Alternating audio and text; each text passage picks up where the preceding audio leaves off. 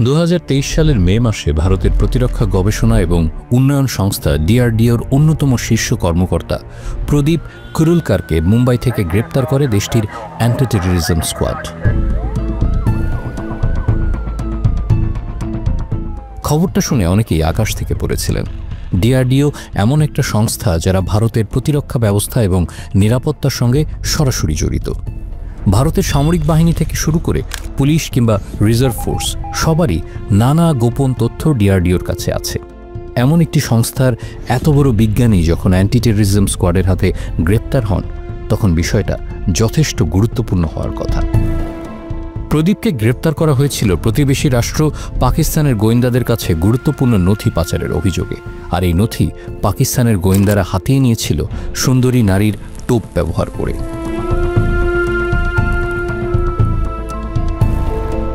নারীলিপ্সু প্রদীপ নিজের অজান্তেই পা দিয়েছিলেন হানি ট্র্যাপের কুখ্যাত জালে। হোয়াটসঅ্যাপে সুন্দরী নারীর সঙ্গে বন্ধুত্বের বিনিময়ে তিনি শত্রুপক্ষের গোয়েন্দাদের হাতে তুলে দিয়েছিলেন গুরুত্বপূর্ণ সব তথ্য। আপনি যদি এসপিওনাজ এজেন্সিগুলো সম্পর্কে সামান্য জ্ঞানও রাখেন কিংবা বিশ্বের দেশে দেশে ছড়িয়ে ছিটিয়ে থাকা গোয়েন্দা সংস্থাগুলোর কর্মপদ্ধতি সম্পর্কে জেনে থাকেন, তাহলে এই হানি ট্র্যাপ শব্দটা আপনার কাছে অপরিচিত হওয়ার কথা নয়। প্রদীপের পরিণতিটাও খুব বেশি অবাক করবে না আপনাকে।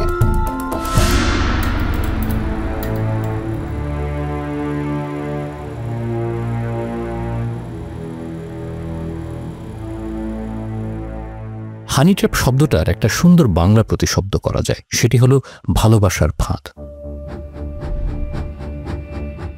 তবে এই ভালোবাসা যে শুধু মানসিক, এমনটা করতে দেখা যায় না। ক্ষমতাধর কিংবা গুরুত্বপূর্ণ কোনো ব্যক্তির কাছ থেকে গোপন কোনো তথ্য বা সেবা আদায়ের উদ্দেশ্যে তাকে কামনার ফাঁদে ফেলে সেই তথ্য অথবা সেবা আদায় করে নেওয়াটাকেই হানি ট্র্যাপ বলা হয়। হানি ট্র্যাপে এমন সব ব্যক্তিকেই ফেলা হয় যাদেরকে টাকা দিয়ে কেনা যায় না, হুমকি দিয়েও কাজ আদায় করা যায় না। তখন একটাই উপায় থাকে কার্যোদ্ধারের, সেটি হলো মানুষটির পেছনে এক বা একাধিক নারীকে লেলিয়ে দেয়া। কামনার ফাঁদে ফেলে তারাই আপনার জন্য আপনার কাঙ্ক্ষিত কর্মটি সাধন করে দেবে। হানি ট্র্যাপে টাকা নয়, কামনা আর যৌনতাই প্রাধান্য পায় সবচেয়ে বেশি। একদম লেটেস্ট উদাহরণ দিয়ে শুরু করা যাক। টেলিগ্রামের প্রতিষ্ঠাতা এবং সিইও পাভেল দুরভ কিছুদিন আগেই ফ্রান্সে গ্রেপ্তার হয়েছিলেন। রাশিয়ার কাছে এনক্রিপ্ট করা ডেটা হস্তান্তর করতে অস্বীকার করার পর 2014 সালে রাশিয়া থেকে পালানো দুরভ দীর্ঘদিন ধরেই আন্তর্জাতিক আইন প্রয়োগকারী সংস্থাগুলোর লক্ষ্যবস্তু ছিলেন। টেলিগ্রামের অসংযমী ব্যবহার এবং এই প্ল্যাটফর্মে ক্রিপ্টোকারেন্সি ব্যবহার করে বিশ্বজুড়ে মাদক পাচার এবং শিশু নির্যাতনে জড়িত থাকা সহ বিভিন্ন অভিযোগে কিছুদিন আগেই তার বিরুদ্ধে গ্রেপ্তারি পরোয়ানা জারি করে ফ্রান্স সরকার। আজারবাইজান থেকে ব্যক্তিগত বিমানে চড়ে ফ্রান্সে অবতরণের পরপরই দুরভকে গ্রেফতার করেছিল ফ্রান্সের পুলিশ। সেই বিমানে দুরভের সঙ্গে ছিলেন জুলি ভাভিলোভা নামের এক তরুণী। মিডিয়াতে আসা তথ্য অনুযায়ী বেশ কিছুদিন ধরেই পাভেলের সঙ্গে দেখা যাচ্ছিল জুলিকে। তাদের দুজনের মধ্যে প্রেম ছিল বলেও দাবি করেছেন অনেকে।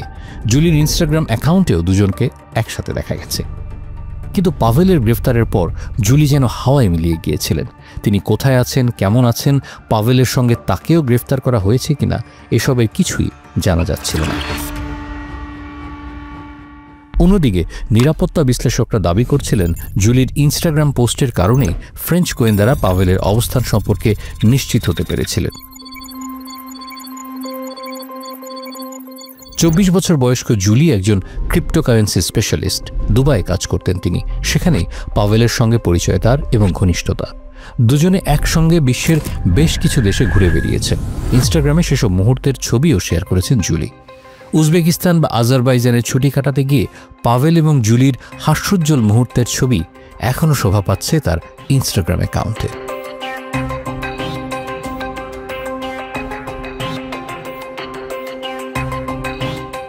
নিরাপত্তা বিশ্লেষকদের কেউ কেউ দাবি করেছেন পাভেলকে গ্রেফতারের জন্য জুলিকে টোপ হিসেবে ব্যবহার করা হয়েছিল, তাকে হানি ট্র্যাপ বানানো হয়েছিল। পাভেলও সেই ফাঁদে পা দিয়েছেন। অথচ পাভেলের পরিবার জুলিকে সেভাবে চিনতই না। তাদের সঙ্গে জুলির কখনো দেখাও হয়নি।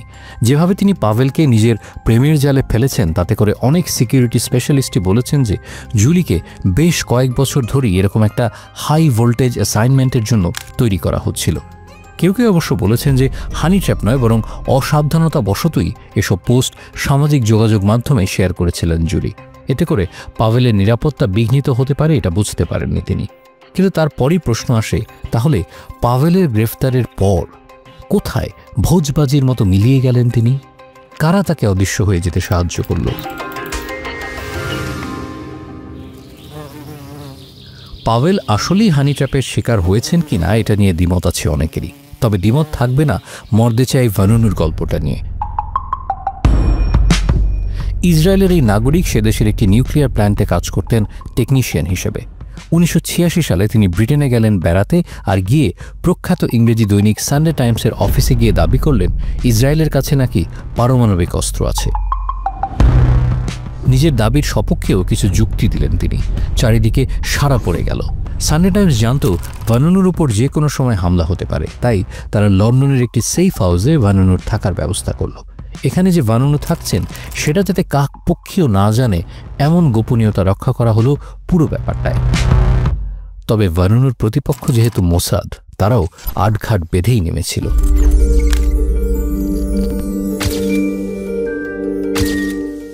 এদিকে ভানুনুর তো বন্দিদশা ভালো লাগে না। তার আকাশ দেখতে ইচ্ছে করে, লন্ডনের বৃষ্টি দেখতে ইচ্ছে করে। মাঝে মধ্যেই তিনি কাউকে না জানিয়ে সেফ হাউস থেকে বেরিয়ে পড়তেন, নিজের মতো করে ঘুরে বেড়াতেন, আবার ফিরে আসতেন। এভাবে বেড়াতে গিয়ে সিন্ডি নামের এক ইটালীয় নারীর সঙ্গে পরিচয় হয় তার। দুজনের মধ্যে বন্ধুত্ব, সেই বন্ধুত্ব গড়ায় প্রেমে। কিন্তু আচমকাই সিন্ডি ভানুনুকে জানায় তার নিজের দেশে ফিরে যেতে হবে, লন্ডনে থাকা আর সম্ভব নয়। ভানুনু সিন্ডিকে জানালেন তিনিও ইটালিতে যেতে চান, বাকিটা জীবন সিন্ডির বাহুডোরেই কাটাতে চান তিনি। সানডে টাইমস কর্তৃপক্ষকেও ব্যাপারটা জানালেন ভানুনু। তারা আপত্তি করলেও বাধা দিল না। নির্ধারিত দিনে লন্ডন থেকে রোমের বিমানে চললেন ভানুনু। সিন্ডি তার কয়েকদিন আগেই ইটালি চলে গেছেন। রোমে গিয়ে মোসাদের হাতে গ্রেফতার হলেন ভানুনু।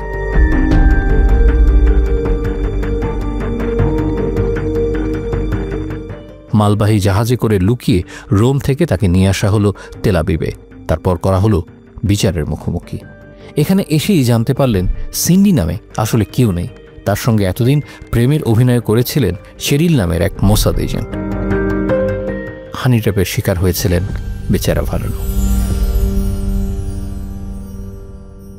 তবে হানি ট্র্যাপে যে শুধু নারীকেই মোক্ষম অস্ত্র হিসেবে ব্যবহার করা হয় এমনটা কিন্তু নয়। পুরুষরা হতে পারেন হানি ট্র্যাপের হাতিয়ার। ব্রিটিশ দৈনিক ডেইলি টেলিগ্রাফের সাংবাদিক জেরেমি অলফেন্ডেনের গল্পটা শুনলে সেরকমই মনে হবে। 60-এর দশকে তার পোস্টিং ছিল রাশিয়ার মস্কোতে। কেজিবির গোয়েন্দারা তাকে দাবার গুটি হিসেবে ব্যবহার করতে চেয়েছিল। জেরেমির যে নারী এবং পুরুষ দুই ধরনের মানুষের প্রতি আসক্তি আছে সেটা তারা জানতেন। এ কারণে সুদর্শন এক এজেন্টকে তার পেছনে লাগানো হয়। সে এজেন্টের সঙ্গে সম্পর্ক হয় জেরেমির। কিছু অন্তরঙ্গ মুহূর্তের ছবি পৌঁছে যায় কেজিবির কাছে। এসব ছবি ফাঁস করে দেওয়ার ভয় দেখিয়ে কেজিবি এজেন্টরা ব্ল্যাকমেল করতে শুরু করে জেরেমিকে। তাকে বলা হলো তার কানেকশন কাজে লাগিয়ে ব্রিটিশ সিক্রেট সার্ভিসের গোপন তথ্য কেজিবির হাতে তুলে দিতে হবে। জেরেমি অবশ্য সেটা করেননি, বরং ব্রিটেনে গিয়ে তিনি ব্রিটিশ সিক্রেট সার্ভিস SISকে সব বলে দিলেন। SIS তখন জেরেমিকে প্রস্তাব দিল জেরেমি যাতে ডাবল এজেন্ট হিসেবে কাজ করেন, অর্থাৎ রাশিয়ানরা জানবে জেরেমি তাদের পক্ষে। আসলে জেরেমি কাজ করবেন ব্রিটেনের হয়েই। কেজিবির গোপন তথ্য SISকে সরবরাহ করবেন তিনি। যদিও ডাবল এজেন্ট হিসেবে জেরেমির ক্যারিয়ার খুব একটা লম্বা হয়নি, কারণ রাশিয়ানরাও কখনো তাকে বিশ্বাস করেনি। আবার কেজিবি থেকে প্রস্তাব পাওয়ায় SIS এজেন্টরাও তাকে ভালো চোখে দেখত না। হানি ট্র্যাপের কথা উঠলেই আরেকটা নাম নিতেই হয়, নামটা মাতা হারির, যার ভালো নাম মার্গারেটা গেট্রুডা জেল। প্রথম বিশ্বযুদ্ধ চলাকালে ডাবল এজেন্ট হিসেবে কাজ করেছিলেন তিনি। জার্মান সেনাদের সঙ্গেও তার দহরম মহরম ছিল। আবার মিত্র বাহিনীর টপ লেভেলের সামরিক কর্মকর্তাদেরও আস্থাভাজন ছিলেন তিনি। অবশ্য এর অনেক আগে থেকেই ইউরোপের পুরুষরা ছিলেন মাতাহারিতে মুগ্ধ।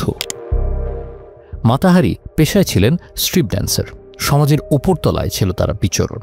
তার প্রেমিকদের মধ্যে ছিলেন মন্ত্রী, শিল্পপতি, এমনকি উচ্চপদস্থ আর্মি অফিসাররাও। প্রথম মহাযুদ্ধ শুরু হবার পর দুই পক্ষের গোয়েন্দারাই বুঝতে পেরেছিলেন মাতাহারিকে গুপ্তচর হিসেবে ব্যবহার করতে পারলে তার মাধ্যমে গুরুত্বপূর্ণ গোয়েন্দা তথ্য পাওয়া সম্ভব। এ কারণে জার্মানরা প্রথমে তার সঙ্গে যোগাযোগ করে। মিত্রবাহিনীর গুরুত্বপূর্ণ সামরিক তথ্য এনে দেওয়ার বিনিময়ে মোটা টাকার পারিশ্রমিক দেওয়ার চুক্তি হয় তার সঙ্গে। অসুস্থ দাম্পত্য সম্পর্ক থেকে বেরিয়ে আসা 2 সন্তানের ভরণ পোষণের জন্য অনেকগুলো বছর সংগ্রাম করা মাতাহারির সামনে বিকল্প হয়তো ছিল না তখন, কারণ বিশ্বযুদ্ধের কারণে ইউরোপের ব্যাংকিং সিস্টেম ভেঙে পড়েছিল, তার ব্যাংক অ্যাকাউন্টও ফ্রিজ হয়েছিল সেই সময়। এরই মধ্যেই মাতাহারির তৎকালীন প্রেমিক যুদ্ধে আহত হলেন, তার সঙ্গে দেখা করতে চাইলেন মাতাহারি। ফ্রান্সের সামরিক কর্মকর্তারা শর্ত দিলেন প্রেমিকের সঙ্গে মাতাহারি দেখা করতে পারবেন, পাশাপাশি তাকে 10 লক্ষ ফ্রাঁ দেওয়া হবে, কিন্তু বিনিময়ে তাকে ফ্রান্সের হয়ে গুপ্তচর হিসেবে কাজ করতে হবে। জার্মান সেনা কর্মকর্তাদের পেটের ভেতর থেকে মূল্যবান তথ্য এনে দিতে হবে। নিজের রূপের জাদুতে এক জার্মান অফিসিয়ালকে পটিয়ে মাতাহারি সেটা এনেও দিলেন, কিন্তু তার কথাবার্তা সন্দেহজনক মনে হলো সেই জার্মান কনসুলার অফিসারের কাছে। তার আদেশ অনুযায়ী বার্লিনে একটা গোয়েন্দা বার্তা পাঠানো হলো, যেখানে বলা হয়েছিল এজেন্ট H21 এর কাছ থেকে ফ্রান্সের সেনাবাহিনীর ব্যাপারে বেশ কিছু গুরুত্বপূর্ণ তথ্য পাওয়া গেছে। অবধারিতভাবেই এই রেডিও বার্তাটি ফ্রান্সের হাতে এসে পড়ে। বর্ণনার সঙ্গে মিলিয়ে ফরাসি কর্তারা বুঝলেন H21 আসলে আর কেউ নন, মাতাহারি।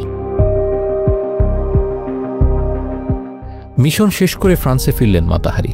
10 লাখ ফ্রাঁ বুঝে নেবেন তিনি, প্রেমিককে বিয়ে করে 2 সন্তানকে নিয়ে সুখে ঘর বাঁধবেন, এমনটাই তার স্বপ্ন। কিন্তু পুরস্কার দেওয়ার পরিবর্তে উল্টো গ্রেফতার করা হলো তাকে। জার্মান রেডিও বার্তা থেকে পাওয়া তথ্য মিলিয়ে মাতাহারিকে বিশ্বাসঘাতক হিসেবে অভিহিত করা হলো ফ্রান্সের আদালতে। মাতাহারিকে আত্মপক্ষ সমর্থনের কোনো সুযোগই দেয়া হলো না। প্রহসনের বিচারে ফাঁসির সাজা দেয়া হলো মাতাহারিকে। ফায়ারিং স্কোয়াডে দাঁড় করিয়ে কার্যকর করা হয়েছিল মাতাহারির মৃত্যুদণ্ড।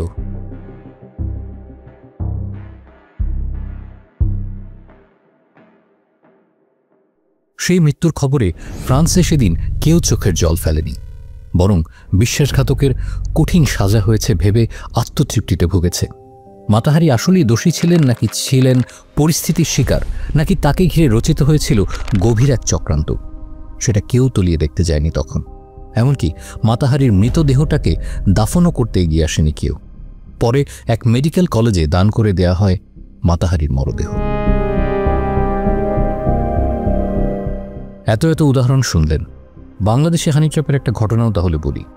কিছুদিন আগেই কলকাতায় চিকিৎসা করাতে গিয়ে খুন হন ঝিনাইদহ 4 আসনের সাবেক সংসদ সদস্য আনোয়ারুল আজিম ওরফে এমপি আনার।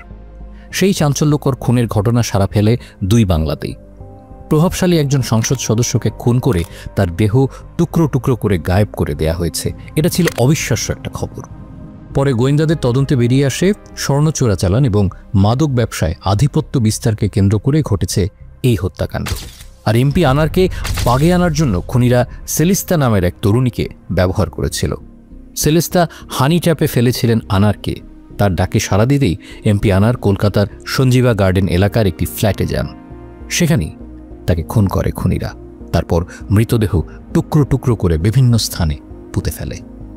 সেলিস্তা নামের যে তরুণী এমপি আনার হত্যায় অভিযুক্ত হিসেবে গ্রেপ্তার হয়েছেন, তিনি এর আগেও এসকর্ট গার্ড হিসেবে কাজ করেছেন বলে জানিয়েছেন, যদিও এই খুনের সঙ্গে নিজের সংশ্লিষ্টতা নেই বলে দাবি করেছেন তিনি।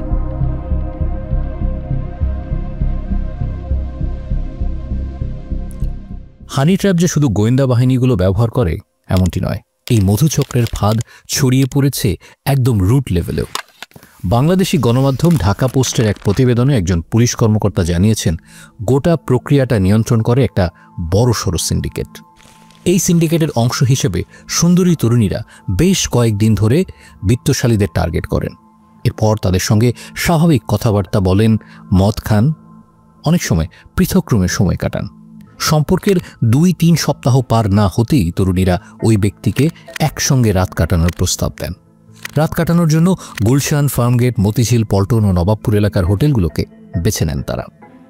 ওই ব্যক্তিকে নিয়ে তরুণী যখন হোটেলে যান, তখনই সেখানে হানা দেন কথিত ডিবি অফিসার, সাংবাদিক কিংবা ম্যাজিস্ট্রেট। অস্ত্রের মুখে তাদের দিয়ে জোর করে ছবি তোলা হয়, ভিডিও ধারণ করা হয়। এরপর বারবার সেই ভিডিও দেখিয়ে বিত্তশালী ওই ব্যক্তিকে ব্ল্যাকমেইল করেন চক্রের সদস্যরা। সরকারি কর্মকর্তাদের টার্গেট করার কারণ হিসেবে সেই পুলিশ কর্মকর্তা বলেন, প্রতারকদের ধারণা সরকারি কর্মকর্তাদের এ ধরনের কেলেঙ্কারির ঘটনা বাইরে এলে তাদের চাকরি বা সামাজিক সম্মান হারানোর সম্ভাবনা থাকে। চাকরি হারানোর ভয় থেকে তাদের কাছে যা চাওয়া হয় তা তারা দিয়ে দেন। এসব ঘটনায় গ্রেফতার হওয়া আসামিরা পুলিশকে জানান সুন্দরী তরুণীরা 5 তারকা হোটেল বা ক্লাবে গিয়ে উচ্চবিত্তদের সঙ্গে সম্পর্ক করেন। হানি ট্র্যাপ একটি প্রতারণামূলক অপরাধ। এমনকি অপরাধীদের গ্রেফতারের জন্য কোনো আইন শৃঙ্খলা রক্ষাকারী বাহিনী বা গোয়েন্দা সংস্থাও যদি এই পথ অবলম্বন করে, তাহলেও এটি ভালো বলার কোনো উপায় নেই, যতই তার সঙ্গে রাষ্ট্রের নিরাপত্তা বা সার্বভৌমত্ব জড়িত থাকুক না কেন। এখন গোয়েন্দা সংস্থার চেয়ে বেশি সংঘবদ্ধ অপরাধীরাই এমন প্রতারণার ফাঁদ পাচ্ছে। দেশীয় চক্রের পাশাপাশি ঢাকায় ভারতীয় হানি ট্র্যাপ চক্র সক্রিয় আছে। যাদের মধ্যে আত্মনিয়ন্ত্রণের ক্ষমতা কম, তারাই এ ধরনের প্রতারণার শিকার হচ্ছেন বেশি। হানি ট্র্যাপ আগে অ্যানালগ ছিল, যুগ বদলের স্রোতে ভেসে এই অপরাধও এখন ডিজিটাল রূপ নিয়েছে। ভার্চুয়াল দুনিয়ায় অ্যাডাল্ট ডেটিং সাইটগুলো হয়ে উঠেছে হানি ট্র্যাপের মোক্ষম জায়গা। নাগরিক সচেতনতা না বাড়ানো হলে এই অপরাধ যে ভবিষ্যতে মহামারীর রূপ নেবে সে বিষয়ে এখনই সতর্ক করছেন সাইবার সিকিউরিটি স্পেশালিস্টরা। কিন্তু সেই প্রস্তুতি আমাদের আইন শৃঙ্খলা রক্ষাকারী বাহিনী বা সাইবার গোয়েন্দাদের আছে কিনা, এটাই এখন বড় প্রশ্ন।